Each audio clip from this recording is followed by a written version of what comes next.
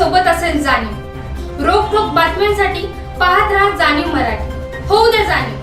Like करा, share करा आणि सबस्क्राईब करा आपल्या हक्काचे चॅनल जाणीव मराठी।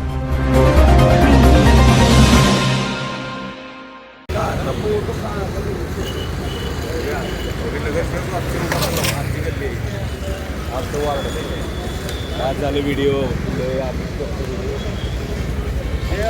यांना परमिशन दिली तुम्ही? नाही नाही चांगलं मारलं की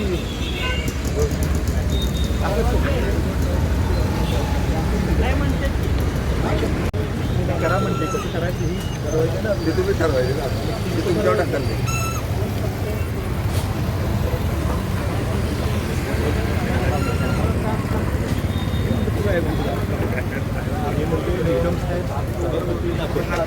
कुणाला तुमच्या इथे आता हे काय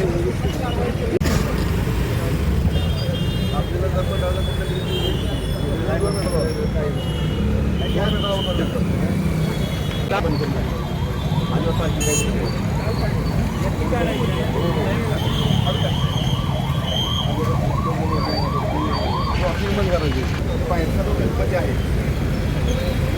तुम्हाला ऍक्सेप्ट करता येईल का?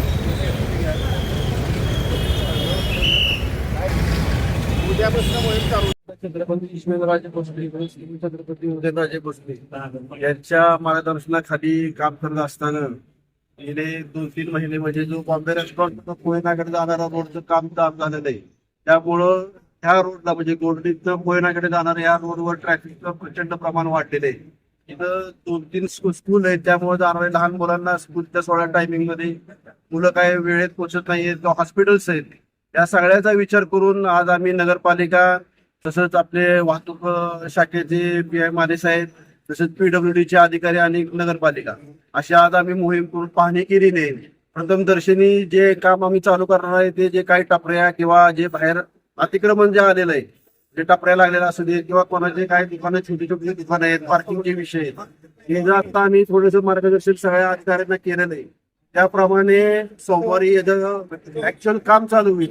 आता आपण वरनं जो क्रॉसिंगचा इथे ते आपलं पुणे मध्ये कोल्हापूर ते कोयनाका हे सरळ मार्ग इथं जे शाहूनगर मधनं वरनं येणार ट्रॅफिक आणि कल्याणीकडनं वर शाहूनगर ट्रॅफिक याला आपण बॅरिगेटिंग घालून ते क्लोज करतोय आणि त्याला पर्यायी रोड आपण ह्या दवाखान्यापासून आपली जी पाणी टाकी तिथनं खाली तिथनं पर्यायी आपण रोड चालू करतोय. तसं तिथनं खालच्या या कॉलनीतून स्कूल पशी कल्याण शाळेपाशी निघणार आहे.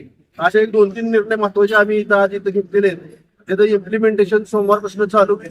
माझी सर्व नागरिकांना विनंती आहे की सगळ्यांनी आम्हाला नगरपालिकेला सहकार्य करावं आणि हे सहकार्य केलं तुम्हाला होणारा खोळंबा, तुम्हाला होणारा उशीर याचा मार्ग निघेल एवढं सांगतो आणि थांबतो.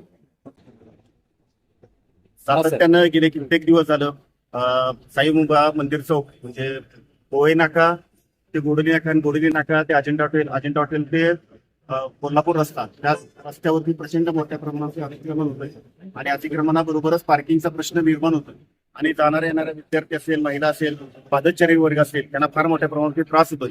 यासाठी माननीय नगराध्यक्ष अमोल मोहिते यांच्या नेतृत्वाखाली आणि सातारा शहर पोलीस स्टेशनचे वाहतूक शाखेचे अधिकारी माने साहेब, सर्व नगरपालिकेचे आमचे पदाधिकारी, सर्व नगरसेवक या भागात त्यांच्या माध्यमातून या ठिकाणच्या पाहणी केली. या पाहणीमध्ये यापूर्वी जसा एकदा आराखडा आपण गच्चा तयार केला होता त्या कच्च्या आराखड्याचं इम्प्लिमेंट करण्याच्या दृष्टिकोनातून आज या ठिकाणी मोहीम होती.